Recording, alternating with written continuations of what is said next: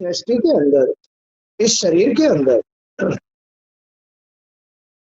है सब एक परमात्मा के ही स्वरूप, चाहे वो विष्णु है, चाहे वो ब्रह्मा है, चाहे वो शंकर भगवान है, सिर्फ एक पार ब्रह्म परमेश्वर के ही रूप। कल इसके विषय में खंडन करके बताया था कि मन विष्णु का रूप है, मन से ही तुम्हारा पालन पोषण हो रहा है, भूख का, प्यास का, जाने आने का, ये सब मन की जरूरत है। मन ही पूर्ति करता है। ये मन ही तुम्हारा अपना आपा है, ये विष्णु ही तुम्हारा अपना आपा है। इसमें भगवान विष्णु ही श्री हरि है। ये ही मन श्री हरि में कार्य कर रहा है। ये मन श्री हरि में पालन पोषण करने का काम, कहीं आने जाने का काम, कुछ सोचने का काम, कुछ भी कर्म करने का काम, ये मन करता है। इससे उत्पत्ति होती है कर्म की, मन से उत्पत्ति होती है कर्म की। भूख लगती है किसको? मन को, माने शरीर को। शरीर को जब भूख लगती है तो वो कर्म करता है। ये क्रिया हर वक्त हर एक किसी में होती रहती है। इस शरीर में से कोई भी जरूरत जागृत होना, ये मन का रूप है। अब इसमें से अच्छी भी जरूरत जागृत होती है और बुरी जरूरत भी जागृत होती है। दोनों ही प्रकार की जरूरत पैदा होती है इस शरीर में से। भूख प्यास भी, विषय विकार भी, कहीं आना जाना भी, और इसमें से बुरी मतलब जो है क्रियाएं भी उत्पन्न होती है। जरूरत, बुराई की जरूरत भी बनती है, अच्छी भी जरूरतें बनती है। ये एक मन का। जब मन हमारा अच्छा होता है तो ब्रह्मा जी माने कर्म अच्छा होता है, खुश होते हैं। ब्रह्मा जी खुश होते हैं, सतमय होते हैं, सृष्टि का अच्छा निर्माण करते हैं, भविष्य का अच्छा निर्माण करते हैं। भविष्य तो अनंत है, भविष्य तो अनंत है, मन भी अनंत है, पता नहीं क्या कर डाले। इसलिए मन के अनुसार ही कर्म होता है और कर्म के अनुसार ही भाग्य रचता है। तो यहाँ ब्रह्मा जी कह रहे हैं कि हे प्रभु, भौतिक दुखों में पड़े हुए जीवों की दशा देखकर मेरा मन बड़ा दुखी हो रहा है। जब तक जीव विषय भोगों के आनंद को क्षणिक मान करके उन्हें नहीं छोड़ता, तब तक वह माया के प्रभाव से, इन बुराइयों के प्रभाव, विषयों के प्रभाव से अपने आप को आपसे दूर ही रखता है, सतत से दूर ही रखता है। तो ये जितने भी विषय, वासना, भोग, ये जो भी है, ये सब सच्चाई से विमुख करने वाली है, सांसारिक बनाने वाली है, दुखों में डालने वाली है, सब दुखों में डालने वाली है। ब्रह्मा जी इस बात को श्री हरि के सामने पुकार के कह रहे हैं, हे प्रभु, कि भौतिक दुखों में, भौतिक माने सांसारिक दुखों में पड़े हुए जीवों की दशा देखकर मेरा मन बड़ा दुखी होता है। जब तक जीव में से ये सांसारिक विषय, वासना, भोग, सामग्री नहीं निकल जाता, नहीं त्याग देता, तब तक वो तुम्हारा ध्यान नहीं कर सकता। मुझे इस बात को सोचकर बड़ा दुख होता है। तभी तक वह आपसे विमुख रहता है, दूर रहता है, आपके लिए मन नहीं बन पाता। जब मन में जगह ही नहीं है सच्चाई के लिए, तो फिर भगवान का भजन कहां से करेगा? ये मन ही तो है, मन ही तो बुराई के लिए है, मन ही अच्छाई के लिए है। बस एक दूसरे को धारण करने की बात है। मन जब संसार रूपी बुराई को धारण करता है, संसार में जब दूषित कर्म करता है, तो मन वैसा ही हो जाता है। अब इस दूषित मन में से फिर दूषित कर्म होते हैं, फिर दूषित कर्म से दूषित भाग बनता है, उसके अनुसार ही निर्णय होता है। यही परमात्मा का निर्णय है। परमात्मा कैसे निर्णय ले रहा है? इसी में से तो निर्णय ले रहा है कि परमात्मा स्वरूप ये रचना मन के अनुसार, चाहे वो सांसारिक मन है, सांसारिक कर्म कर रहा है, सांसारिक भाग बन रहा है, तो उसके भाग्य में जन्म मरण का लेख लिखता चला जाएगा, जन्म मरण का लेख लिखता चला जाएगा। ये जो भाग्य है, ये भाग्य ही आदमी की लास्ट स्टेज है, लास्ट। यही उसके जीवन का सारांश छपा होता है। माने ये भाग्य हर वक्त ऊपर नीचे होता रहता है, उसके कर्मों के अनुसार होता रहता है ना। ये भाग्य ही उसके कर्मों के अनुसार ऊंचा नीचा होता रहता है। लेकिन ये कर्म होते कहाँ से है? ये संसार में मन से कर्म होते हैं। मन से माने भगवान विष्णु ही तो पालनहार है, भगवान विष्णु ही कर्म करने के लिए प्रेरित करते हैं। खेल समझ में आ गया? ऐसे जीव को कभी मुक्ति प्राप्त नहीं होती है। मुक्ति माने छुटकारा, और 84 लाख योनियों में भटकता रहता है। और जब तक 84 लाख योनियां नहीं भटक लेता, तब तक फिर उसको मानव योनि नहीं मिलती है। 84 लाख योनियां थोड़ी नहीं होती है, और किसी भी योनि में मुक्त होने का लाभ नहीं मिलता है, मौका नहीं मिलता है, क्योंकि मानव योनि से सब गिरी हुई योनियां होती है। सब मानव योनि के दूषित कर्मों से 84 लाख योनियां छपती है। कहाँ? भाग्य में। कैसे? कर्म के माध्यम से। आदमी 84 लाख योनियों में क्यों फंस गया? बताओ क्यों फंस गया? कमियां, विषय विषय इनमें लिप्त रहा, भागवत नहीं सुनी, ज्ञान धारण नहीं किया, इसलिए 84 लाख योनियों में लिप्त हो गया। अब खु करता रहेगा, खा खा खा खा खा करता रहेगा। क्यों है? ये किसका परिणाम है? ये मन की बुराई का परिणाम है। हर वक्त, हर सेकंड, हर रोज, हर एक समय ये मन अपना कार्य कर रहा है। कभी किसी से घृणा कर रहा है, कभी मन कुछ कर रहा है। तो ये मन है, ये हर वक्त भाग्य को ऊपर नीचे करता रहता है।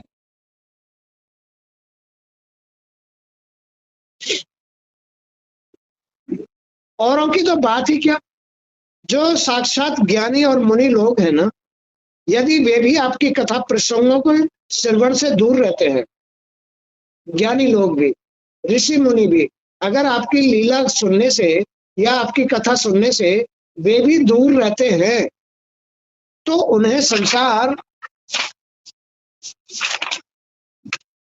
के बंधनों में बंधना पड़ता है। संसार के बंधनों में उन्हें भी बंधना पड़ता है, बंधना पड़ता है ना। ऋषि मुनियों को भी, ज्ञानी ध्यानियों को भी, भगवान विष्णु को भी।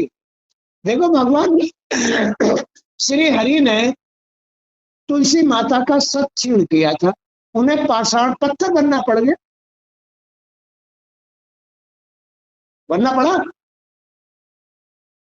राजा मतलब इंद्र ने, स्वर्ग के राजा इंद्र ने, स्वर्ग के राजा इंद्र ने अहिल्या का सत छीना था, अहिल्या का सत छीन किया था। उसे कोढ़ी होना पड़ा, कोढ़ी, उसे कोढ़ी होना पड़ता है। तो ये सब कर्म है, कर्मों के अनुसार भाग्य है। चाहे कोई देवता हो, चाहे भगवान हो, चाहे कोई मानव हो, कोई भी हो, सब अपने अपने कर्म के अनुसार गति में जाते हैं। ये ऐसी रचना है। तो चाहे राजा हो, चाहे कोई ज्ञानी हो, चाहे कोई ऋषि मुनि हो, अगर वो इन विषयों में या सांसारिकता में है, तो फिर वो संसार के बंधनों में अवश्य बंधेगा और अक्षय दुखों को सहना पड़ेगा। उसे अक्षय दुख सहने पड़ेंगे। उनका हर पल चिंताओं में उलझकर जीवन का सारा रस जीवन का सारा रस, अमृत, आनंद क्षीण होता रहेगा। किससे? संसार के दुखों से। है तो फिर क्या फायदा भाई? वे पग पग पर विफल और विकल होते रहते हैं। ऐसे लोग, सांसारी लोग, कभी टेंशन में, कभी किसी की बीमारी में, कभी कहीं से हानि हो जाती है, वो पग पग पर विफल होते रहते हैं, दुखी होते रहते हैं।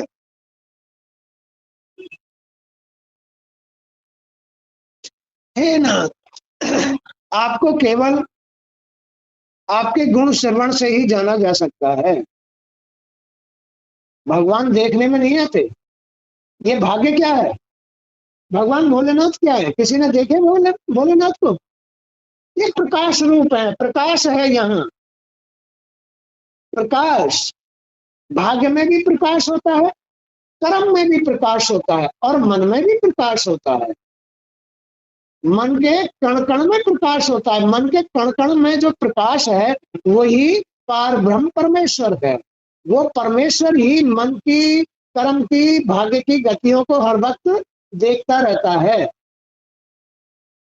ब्रह्मा विष्णु महेश की गतियों को देखता रहता है। कौन क्या कर रहा है, किसका मन कैसा है, क्या कर रहा है, कौन कैसे कर्म कर रहा है, कौन करा रहा है, कैसा भाग बन रहा है, ये पार ब्रह्म परमेश्वर शरीर के कण कण में छुप करके देखता रहता है। वो है प्रकाश, केवल ऊर्जा जो चला रही है। जब तक शरीर में है वो ऊर्जा, जब तक शरीर चल रहा है, और जब शरीर की ऊर्जा खत्म हो जाती है तो आदमी डेड हो जाता है, मृत्यु को प्राप्त हो जाता है, बूढ़ा हो जाता है। जो जो जो जो इसमें से, शरीर में से ऊर्जा कम होती चली जाती है, क्यों तो आदमी को बुढ़ापा आता चला जाता है, शरीर सुकड़ता चला जाता है। तो आपको केवल गुण श्रवण से ही जाना जा सकता है। गुण से, तुम्हारे अंदर कैसे कैसे गुण है, किसके अंदर कैसे कैसे गुण है। झुकता है, सेवा करता है, प्रणाम करता है, हाथ जोड़ के प्रणाम करता है, हैं? बड़ा मधुर बोलता है, स्वभाव बड़ा अच्छा है, कर्म बड़े अच्छे हैं। गुण से तो आदमी के अंदर ईश्वर को उसके गुणों से जाना जाता है। और अवगुण हो तो बताओ? अवगुणी आदमी दुष्ट होता है, अहंकारी होता है, दुष्ट चरित्रहीन होता है, झूठा होता है। लेकिन जो गुणवान मनुष्य होता है उस पर भगवान की कृपा होती है। तो आदमी में भगवान को गुण से जाना जाता है। सर्वोत्तम गुण, भाव भक्ति वाले पुरुष का गुण भगवान की कृपा है। भगवान को गुणों के अनुसार ही जाना जाता है इस रचना के अंदर। आप जीव के भक्ति योग से शुद्ध हुए हृदय कमल में ही निवास करते हैं। आदमी अगर भाव भक्ति वाला है तो उसके हृदय पर भगवान मिलेंगे। बोलो मिलेंगे। और जिसके हृदय पर भगवान मिलेंगे उसके अंदर मन में शुद्धि, कर्म में शुद्धि, और हृदय पर दया होगी, धर्म होगा। वो किसी को मदद देगा, किसी के साथ परोपकार करेगा। ये उसी के हृदय पर, जिसके हृदय पर भगवान का वास होता है, उस प्रकाश का वास होता है, उसको ही दया आएगी। वही कर्म की गति जानता है, वही भाग्य की गति जानता है, वही त्रिकालदर्शी हो जाता है। भगवान भोलेनाथ तो त्रिकालदर्शी है। ये है ऐसे आदमी। कैसे? जो केवल एक पार ब्रह्म परमेश्वर में सच्चाई के साथ रहते हैं, जिसके हृदय पर हमेशा पार ब्रह्म परमेश्वर रहता है। पार ब्रह्म परमेश्वर, ये पहचानते हैं उस परमात्मा को। इसके ये सब सर्व गुण संपन्न है, ये सत्य है, निराकार है, इनकी कोई आकृति नहीं है। इसमें हम कहीं पहुंच सकते हैं, कहीं जा सकते हैं, कुछ भी पैदा कर सकते हैं। इनके अंदर वो पार ब्रह्म परमेश्वर की शक्ति है। तो जिसके अंदर पार ब्रह्म परमेश्वर की भक्ति होती है, उसके हृदय पर ही भगवान का, परमात्मा का वास होता है, और उसके अंदर ही सच्चाई के अनुसार जो गुण होते हैं, सच्चे जो गुण होते हैं, दया, धर्म, परोपकार, सेवा, सत्कार, विनम्र भाव, स्वभाव, ये सब अच्छे होते हैं। तो भगवान को पहचाना जाता है, इसके हृदय पर भगवान का वास। और जो दुष्ट आदमी, स्त्री पुरुष होते हैं, वो बड़े कलयुगी होते हैं, बुरी बुरी बात करते हैं, चरित्रहीन होते हैं।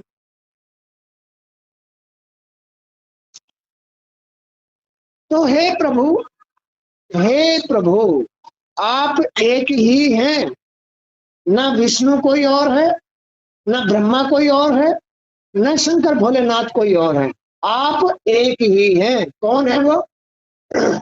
बताओ कौन है? पार ब्रह्म परमेश्वर, जो तुम्हारे शरीर के अंदर वास करते हैं, कण कण में वास करते हैं। आप तो एक ही हैं। आपके ही ये मन में, कर्म में, भाग्य में आप ही विभक्त हो जाते हैं। आप एक हैं, आपके ही ये तीन रूप हैं, मन, कर्म और भाग्य। अब जिसका शरीर गंदा है, जिसका शरीर गंदा है, भगवान उसके मन को कैसा रखेगा? गंदा। कर्म कैसे कराएगा? गंदे। भाग्य कैसा बनेगा? गिरा हुआ।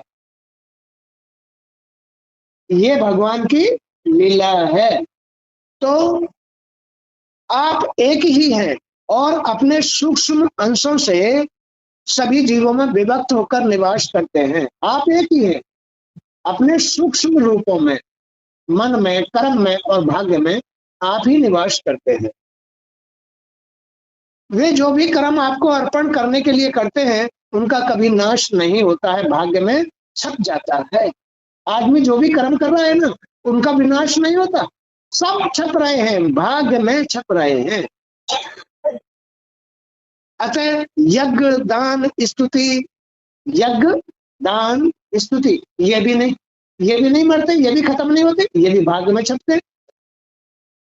कठोर तप, व्रत, उपवास आदि से आपको प्रसन्न करना ही मनुष्य के लिए सबसे बड़ा कर्म फल है।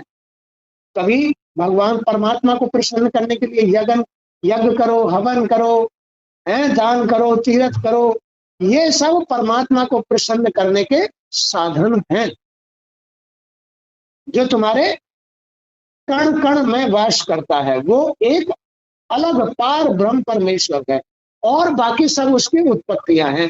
चाहे वो कुछ भी कर रहा है, अच्छा बुरा कर्म जैसा भी कर रहा है, अच्छे बुरे मन से जैसे भी रह रहा है, वो सब उसकी उत्पत्तियां हैं। लेकिन पार ब्रह्म परमेश्वर तो एक ही है, वो तो कण कण में वास करने वाला है। तो आप सदैव अपने दिव्य प्रकाश से प्राणियों के भय, भ्रम और संशयों को दूर करते रहते हैं। अपने प्रकाश से परमात्मा जो कण कण में वास करता है, आदमी की भ्रमता को, भय को, सबको दूर करता रहता है। देख लो, तब आदमी जिंदा रहता है, नहीं तो मर जाए कभी का, अपने कर्मों से या अपनी गंदगी से कभी का खत्म हो जाए। लेकिन भगवान उसके भय को अपने प्रकाश से, उसकी चिंता, टेंशन आदियों को परमात्मा ही दूर करता रहता है, दिव्य प्रकाश। प्राणियों पर दया करने से आप प्रसन्न होते हैं। कोई आदमी अगर किसी प्राणी पर दया करता है, चाहे चूहा है, बिल्ली है, चाहे कुत्ता है, चाहे कोई छोटा बच्चा है, उस पर दया करने से भगवान प्रसन्न होते हैं। कौन से भगवान? जो शरीर के कण कण में वास करते हैं, वो परमात्मा प्रसन्न होते हैं। जो आदमी अपने मन से किसी जीव पर दया करता है, छोटे बच्चे पर, उससे प्रेम करता है, उससे प्यार करता है, उस ऐसा करने से, ऐसे आदमी से बहुत खुश होते हैं। नहीं बैठा जा रहा तो जा।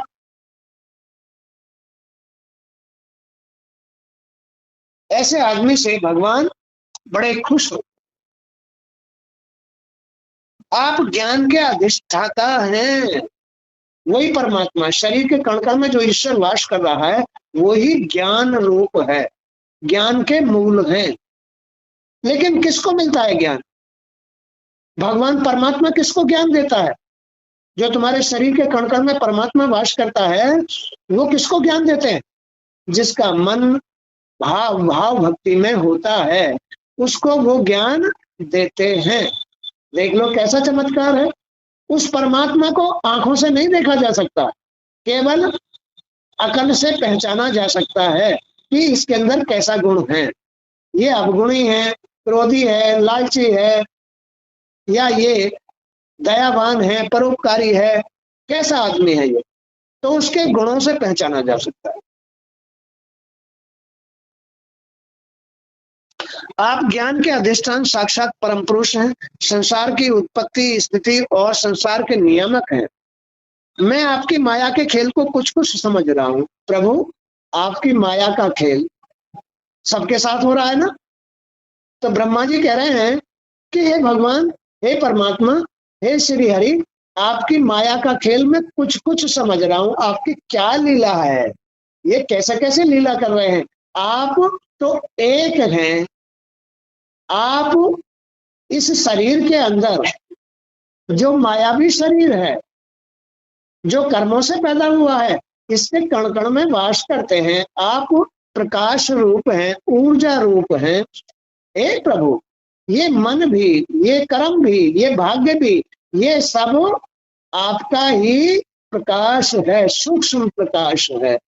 आप इनको साक्षात देखते रहते हैं, किसका मन कैसा है, किसको, किसका कर्म कैसा है, किसका भाग्य कैसा है, सबको अपने निगाह से देखते रहते हैं। प्रभु, आप तो दयालु हैं, दया के सागर हैं। मनुष्य के दूषित कर्मों से उत्पन्न जो भय या शोक, चिंता, टेंशन पैदा होती है, आप ही उनको दूर करते रहते हैं। हे प्रभु, हे प्रभु, आप बड़े दयालु हैं। जो बच्चों पर दया करता है, जो किसी जीव पर दया करता है, सब वो आपका ही स्वरूप होता है। जिसके हृदय पर आपका वास होता है, वही आदमी जीवों पर दया करता है। आप उससे बड़े खुश होते हैं, आप उससे ही खुश होते हैं।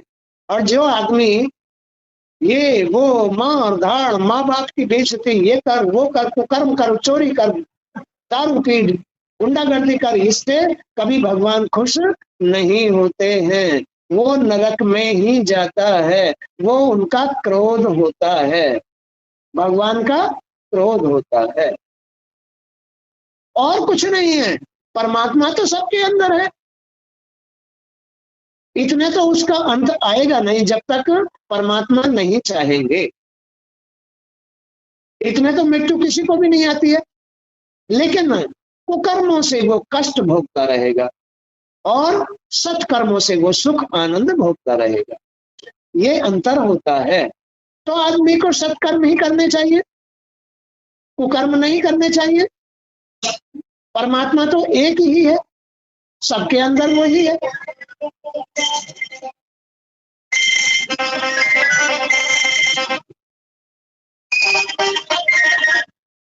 हेलो,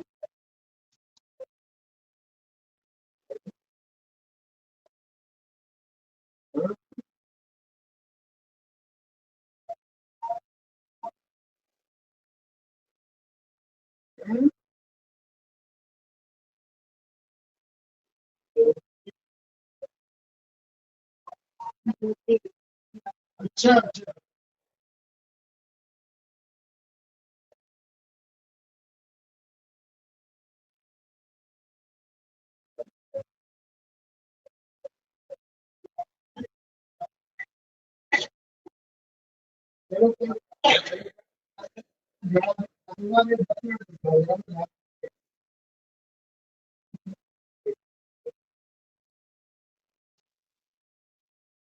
तो आप ज्ञान के साक्षात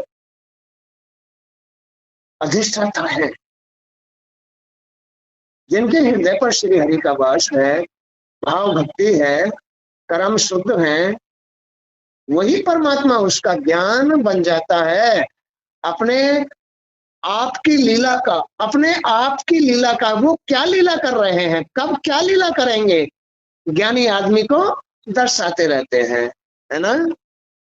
लेकिन दुष्ट आदमी को पता नहीं चलता है कि अब क्या हो रहा है और कल क्या होगा, कब क्या होगा।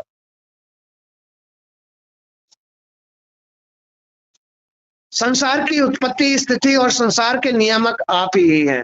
मैं आपकी माया के खेल को कुछ कुछ समझ रहा हूँ। हे परमेश्वर, मैं बार बार आपको नमन करता हूँ। हे परमेश्वर, मैं आपको बार बार नमन करता हूँ। आप मुझ पर कृपा करो। हे प्रभु, आप मुझ पर कृपा करो। आज का सत्संग भी यहीं तक। जय श्री कृष्ण। हे शिव शिवा पार ब्रह्म परमेश्वर, आपकी जय। हे अंतर्यामी, आपकी जय हो।